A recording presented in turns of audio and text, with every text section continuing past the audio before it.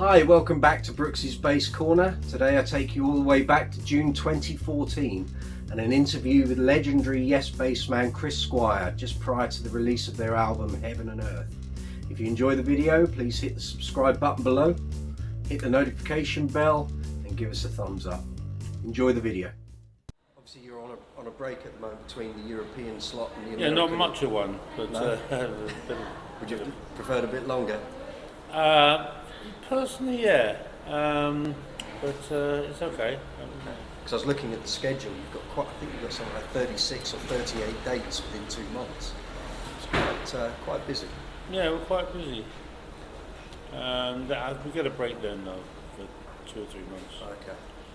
So that'll be good. I actually have spent 9 days at my house this year, and there's got to be a tax loophole for that. no, not really. I mean, I don't think there is. Okay. And has the European show's gone well? Has it all sort of run quite smoothly? Because obviously new singer in place. Yeah. Well, John, as you know, has been with us for a couple of years now, and doing a great job, and the band's playing very well. So that makes it all a lot more pleasurable. And obviously you've got onto the and quite a few bands are doing this now, where you're playing albums in entirety. Yeah. It's been nice to do that and sort of go back and sort of uncover maybe a few gems that didn't get played normally in the set. Yeah, gems or not so shiny gems. Well, nothing a good polish can't say. Right. But I mean, do you find it sits quite well playing? Because normally a band set, you would play songs from various albums. You wouldn't sort of chronologically follow like a running order. Yeah, and normally at this point, you know, because we got locked into this tour in the summer, you know, they wanted us to do Fragile in its entirety, and then we have been doing Close to Tears. We know that back to front in our sleep now. They still asked if we could do that, and of course I kept saying, well, we have a new album we need to promote. Yeah. So you know, but then, you know, on those summer tours where there's normally an opening act, then we only get a couple of hours, so you do 2 albums and that's an hour and a half gone, and there's half an hour left. So I'd like to personally do, you know, more of the new album and less of the Let's Remember the 70s, but you know, on the other hand, I know people like it. That's what I want to hear. Yeah. Okay. On the way here, I had all my questions lined up, and I thought, you know, what I would like to know, having watched things like Yes Years and Yes Speak and the various DVDs and interviews, it seemed back in the day, because of the limitations of technology, you were quite pioneering in the way you did things and sort of record sections and then splice the tape together. Right. If you had been able to do those albums with today's technology, do you think the process would have been quicker because you would have been able to cut and paste chunks and work quickly in that way? Or do you think as a band and the individuals you were, it would have just made the whole process longer because you had so many more options to That's a good question. I really don't know. I mean, the fact of the matter is you really just can't tell because we didn't have the technology then, and we had to needs must really, you know, whatever necessities the mother of invention and all kinds of other paraphrases. But so it's hard to say. Would it have been easier if we had that technology? Well, probably not, because we would probably then the whole musical adventure would have been further down the line anyway. So because of that technology, so you know, as it became. But do you think as the individuals... I mean, you had to start somewhere. Of course, yeah. Of course. But as the individuals you were who could perhaps argue whether something was an F or an F sharp, do you think having all of... I mean, you go into something like Pro Tools or Logic, there's so many options that you can do with. You all would have been, oh, well, I just want to try this and I want to try that. Yeah, well, in a way, yeah, the territory of too many options, in a way, can also be possibly a problem, yeah. I mean, Jack Bruce kind of said the same about 6 months ago. He said, I kind of just want my band, they're recording, I don't want to get bogged down in the technology that allows me to do that. I just want to get on and do it. Yeah. And his point was, if we tried to do Cream back in those days with that technology, we would have just been chasing our backsides round and round and round, because there would have been so many options to how does something sound if we put this on it and that on it, rather than the actual, like with Well, there is that. Yeah, I mean, the limiting factor, it puts you in, put you us in a position where you had to come up with something that you could come up with, and as a result of that, maybe the Cream came to the top. Yeah, on yeah. Quite a few of those albums. Yeah, it's a hypothetical that you just can't really say, actually. So there's no clear answer to that. Okay. Going to some of the older albums, and obviously where you're doing the full albums in the set now, certain songs that maybe weren't played back in the day or even since. Has it been difficult? Because obviously the lineup has changed. There's you and Alan, obviously, and Steve's there. Do you find going back to some of these things maybe that have never been played slightly difficult, or is it a second nature, or is it, there's a certain charm about these songs, maybe we should have brought some of these in sooner? Well, a lot of those songs that we were doing in the 3-album show, a lot of them we have played over the years, like Awaken, and from time to time we've even done the tricky songs from Going for the One, like Turn of the Century. We did that in a 90s show around the Keys to Ascension era, and so none of it was really blind. Parallels we've done here and there in sets over the years, from Going for the One itself, the song, and that about wraps that album up. And of course, Wondrous Stories relatively simple, and we've done that over the years. And then most of the songs from the Yes album, apart from Adventure, which we never played, although we did have a version of it that we used to play before we recorded it, which was completely different, which was a lot more of a jazzy kind of version of it. And when we came to record it for the Yes album, we consciously decided to make it simple. Not quite sure why, but I think we just wanted to make it more straightforward. And but it's not that straightforward, because the guitar parts are in 3 and the bass and drums are in 4. So it was a Yesy thing. But for some reason, after we finished the Yes album, we never ever put it in a set, and until we had to. Because maybe you felt it was stronger material to play. Probably that, yeah. Yeah, but in actual fact, it turns out, that as we learned it and played it as part of the Yes album in its entirety, set, that after a while it became kind of fun to play, and in the end we stretched it out a bit and made it into a bit of a keyboard, sort of semi-jazzy piano kind of piece that sort of became sort of fun to play, and after a while it was good. Okay. So, but everything else, all of the Close to the Edge songs, we've done from time to time over the years. The thing that we're now they asked us if we could do the Fragile album. I mean, the 4 main band songs are no problem. We've done all of those over the years too. But the little solo pieces were all very studio oriented. And like the original version of The Fish, even though I did do a live version, which was completely different, and just much more of a performance piece as a bass guitar solo. The original was like about 16 bass guitar overdubs, so I'm still figuring out how exactly to do that and make it sound like the original record. I mean, it sounds good on the original record, but I've got to employ a bit of technology to do that live. You need a few looping pedals. Yeah, a few things got to come in. Okay. it dawned on me actually, preparing for this, that you and Alan have been working together for 41 years as a rhythm section, which in the current sort of musical climate is something to be rather proud of. Yeah. As a drummer, obviously came after Bill, and Bill was only there for a short time, but very different styles and sounds.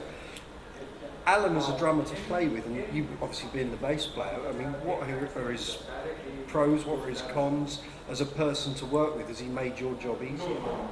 Well, the funny thing is that, in the early years with Bill, Bill very much was rooted in his jazz style, and didn't really play like a rock drummer, and so we've developed that relationship, and with Eddie offered too, where the bass held things down more, and Bill decorated the drums around that, and that was sort of was partly responsible for making Yes stand out as being a different sort of band. And of course, the bass guitar was mixed really loud, which I didn't mind, and probably made me actually famous just because I was loud. Apart from any technique I may or may not have had, but obviously volume always counts. Of course. Yeah. Well, it cuts through. It cuts through. Yeah, it cuts through. And actually, on a lot of your earlier albums, obviously, Bill's sort of snare technique, where he was hitting rims with it, and it was sort of quite high end. Yes. But the way you managed to make your Rickenbacker go stereo before they'd even done it, that worked to your advantage, Exactly. So I guess it just meant you could mix the two frequency spectrums how you wanted. Well, exactly. Trevor Horn and I were talking about this the other day, and he said, it's so interesting the way that the early material developed, because of the fact that the bass was more playing the role of the drums, and the drum was playing, and not really the role of a bass, but the role of a percussionist in many ways. And a lot of Bill's bass drums were very offbeat and jazzy type things, and of course when Alan came along, it was almost like a 180-degree change. Yeah. Because I'll be honest, when I think John Anderson suggested Alan, my first thought was, well, okay, Alan's a really nice guy, because he'd been down the studio, we'd hung out, we smoked joints together, and we knew Alan really well. He and I had a friendly relationship. Yeah. But then when John suggested he come in, and when Bill left, I was a little bit apprehensive, because I said, John, he's quite a different drummer from Bill, and our music might have to change a lot. But Alan came in and worked hard at trying to reproduce the sort of Bruford approach. Sometimes it worked, sometimes it took a while to work, And of course, there was some sort of metamorphosis that went on. And so by the time we came to record Yes Songs, which was the first album that Alan was on, which was a live album, some of it worked, and Bill was also on the Yes Songs album as well, so they were both on it. And but it was definitely two different styles going on. But do you think, obviously now you can look back over such a long period of work with Alan, has he changed you not necessarily in your approach, but has he helped to define your sound from that point on at all? Well, no. Well, in a way, I have to say, and I've said it in many interviews, that I'm a very lucky person to be able to actually have had the one person to play with who played that way, and then the other person who played in a completely different way. So in a way, I benefited, and just from the knowledge of playing with a different musician, and also not only the drums, of course, all the guitar players and keyboard players that have been through. Yes, I've learned from all of them. So in a way, having been there the whole time has been very educational for me. Do you feel like you're the conductor? I don't know. Or like the overseer, maybe. I don't know. It's hard to say. I mean, once again, I've been there the whole time by default, as opposed to design.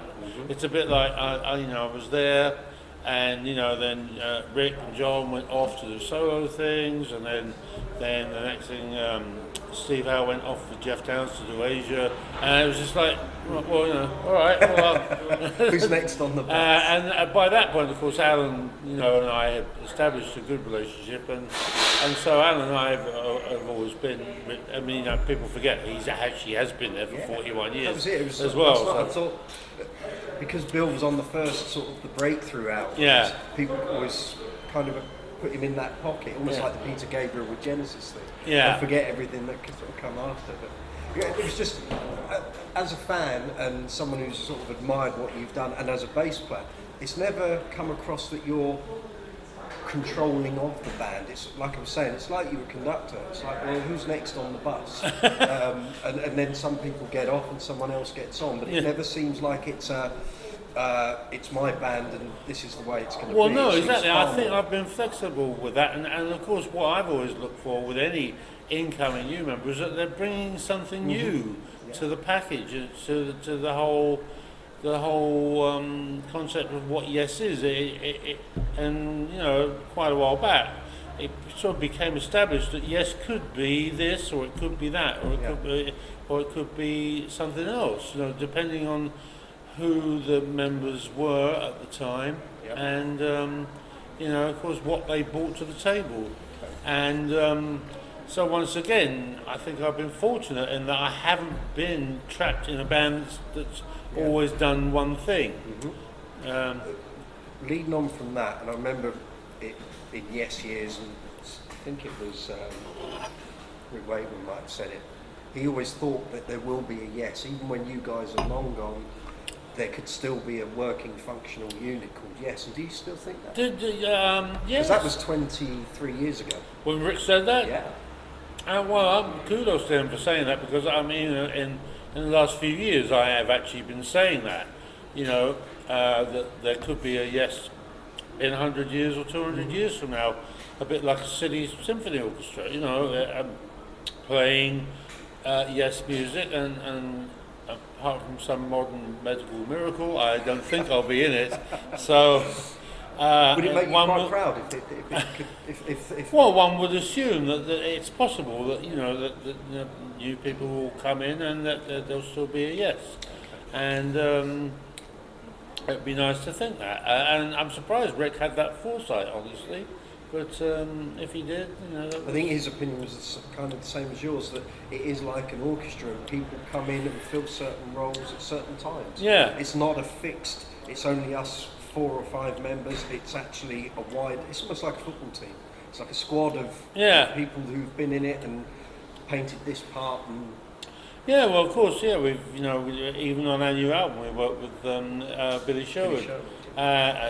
Again, and which surprised me, because I thought it was a little tense between Steve and Billy, but apparently not, because I guess they've worked on some other projects of Billy's recently. I was going to ask you about the new album. It's I was listening to it very loudly on headphones for a couple of days. It's got all the Yes trademarks there, which are great to hear. It seems to me that it doesn't sound like a band that's under pressure. It sounds like ideas are coming to the table and you're all kind of doing your thing and it's gelling. It does have a relaxed feel about it. It doesn't have a tense, like, we've got to produce an album for the record company. It sounds like, so this is what we've got, let's work on this. Yeah, well, I agree with that. People have, a couple of interviews I've done so far, where people have voiced their opinions. The interviews, they've said, "Oh yeah, it's not a dark album. It seems like it's very light and hopeful and relaxed." It sounds quite positive. Yeah, and really, I suppose that those are the Yes ideals that, in effect, is coming across. It's good. It's been great having John come in, John Davison, because unlike Benoit, the last singer, John is and has been for a while in his life, a musician. He's a really good bass player, actually, and plays better guitar, better keyboards as well. But he's also a writer, and as I said, unlike Benoit, wasn't really a writer. and you know, a lyricist. So you know, so we benefited from getting someone in with fresh ideas, and it's like another cog in the Yes machine has turned, you know, to accept his input. And I encouraged it that everyone should work with John, and that's how we ended up. Me doing a couple of songs with him, Steve doing a couple of songs with him, Jeff and Alan, and you know, so a lot of that. And I'm assuming he's had some of these ideas in his back pocket for a while, and so we've been enabled him to put them into practicality. Okay. And the writing process for this album and the recording, have you been able to do that at kind of your own pace? You're not being sort of frog marched by a record company or management, well, so not you've got to get an album. Totally, not totally. I mean, we did have a deadline, which we missed. And, you know, normally, you know, we started the writing process back in, you know, towards the end of last year, when John came to my house and we wrote on, we started writing stuff. Then he came over to England and worked with Jeff and Steve, and I think even before me, he'd been up to Seattle and worked with Alan. So, and that was all fairly relaxed, but then, you know, Christmas was over with, and then we realised, oh my God, we've got to actually do this. And so we all went to LA, you know, to work with Roy, Thomas Baker, and, you know, was that and of course, we thought, you know, we really do have to go in the studio, into the rehearsal room for a week or so, and try and sort out which, you know, because there was obviously a bit more material than the 8 songs we used, so we've got to decide which ones we're going to do and how, and everyone's got to, you know, learn parts to everybody else's song, you know, and I've been working a bit on that at home, you know, because we had a demo reel that we were all sharing around. So, but then there we were, you know, at the beginning of January, and we realised, oh my God, we actually do have this Canadian tour to do in March. Yeah. And normally a Yes album is a 4 or 5 month process. I mean, fly from here it took that long. Yeah. And you know, and that I guess it's a fairly sort of like relaxed pace. But so we had to realise that we only had half the time to do this album, so we had to start getting in the studio earlier and leaving later.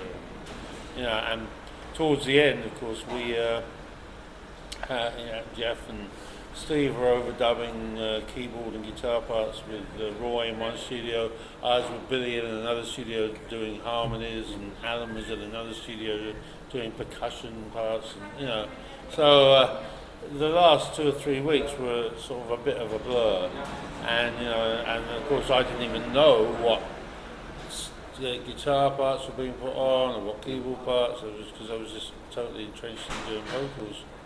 And it wasn't. It was all done, and we actually kind of got a vague idea of what everyone had done. That we could even see, you know, how to proceed into the mixing stage. And Roy was a bit, you know, a bit concerned too that he didn't really have the full picture. And then we had problems with studio that we had booked, and we couldn't then use for the mixing, and then a friend of mine in Arizona who has a pretty good studio offered his studio to Roy, and then Roy went there, wasn't too keen on some of it, and you know, like 3 weeks later, none of the mixing was being done, and we just sort of said, well, you know, we know if we give it to Billy as a mix, he'll be able to just get right on it in his home studio, and you know, because he knows the Yes picture very well, and he did a great job. It took about a week to mix the whole thing. Yeah, sounds good. Sounds really good. Yeah. Under a bit of close scrutiny with headphones, it sounds really good. Yeah, so good stuff. Let me think. I'll try and get through these as quick as I can for you. Obviously, Trevor Horn was producer for 90125 and the start of Big Generator. No mean bass player himself. So when going back to that time, obviously you had your style, and the way he plays, quite a fretless kind of guy, quite fluid. Yeah. With his producer hat on, were you quite happy for him to say, try this. What do you think about that? Or were you quite sort of guarded over your bass role? So this is what I'm doing. I don't know, not really, because Trevor was a big fan of Yes. I mean, I'm presuming he was a fan of mine as well in that picture, and ever since I've ever worked with Trevor, initially, of course, as a member of Yes on the drama album, we've always, it's been pretty fluid between us, and most of his suggestions I've gone, yeah, I think that's great. Yeah.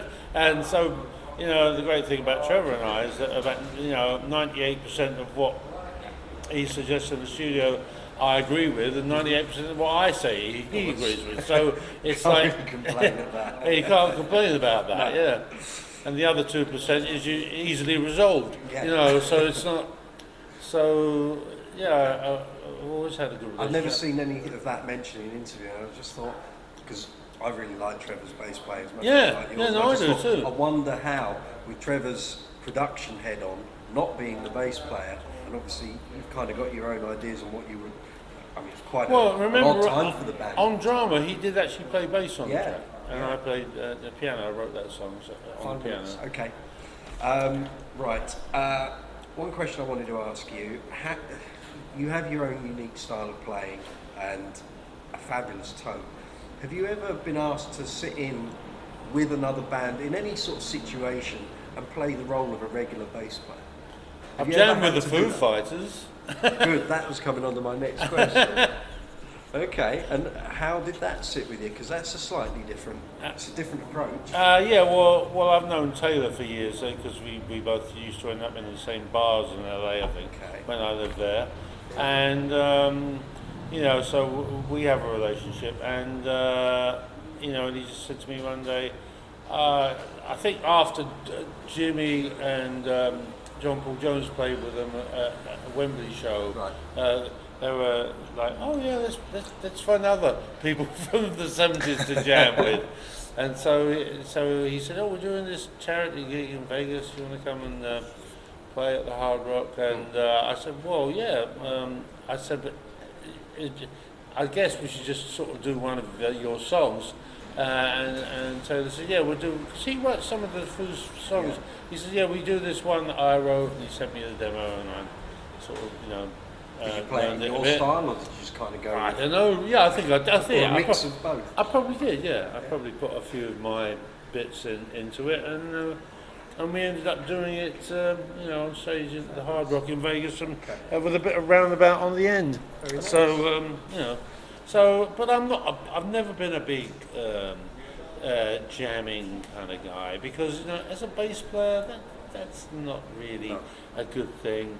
Guitarists can go, oh yeah, I'm going to jam. Oh, your turn for solo, But it's a bit different if you're a bass player to go jam with someone. Are you quite flattered to be such a big influence on so many, not just bass players, but musicians anyway? I mean, does that sit easy with you? Are you quite? I don't really think about it, but I mean, if people say that, obviously I'm proud of that fact, So, and. Obviously, I'm glad I brought something to the musical table. Absolutely. Yeah. Absolutely. A question that I've heard about is kind of like a bit of an urban myth, and you can dispel it for me. Back in the 70s, you played at Kingston Uni on the same bill as Queen. You did? And I have heard a rumour on a few occasions, I've never heard it confirmed or dispelled. Was there ever a discussion to ask Roger Taylor to join the band?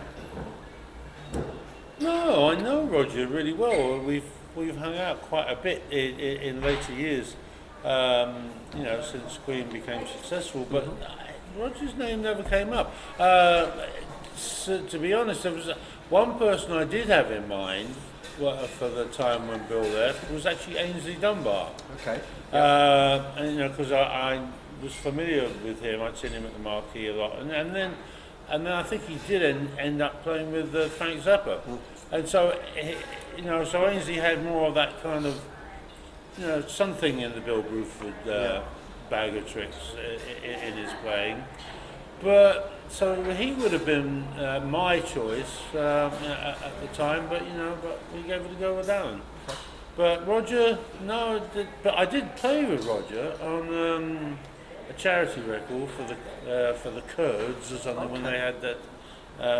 I did a cover of Smoke on the Water. Oh yes, yeah. About the early 90s. Yeah. Yeah, okay. Yeah. Okay, good. Well, that was fun. That one. That was good. Current amps. We get into the gear section. Are you still using your Marshalls and your Ampex and your SWR? Nothing's changed? Nothing has changed. No.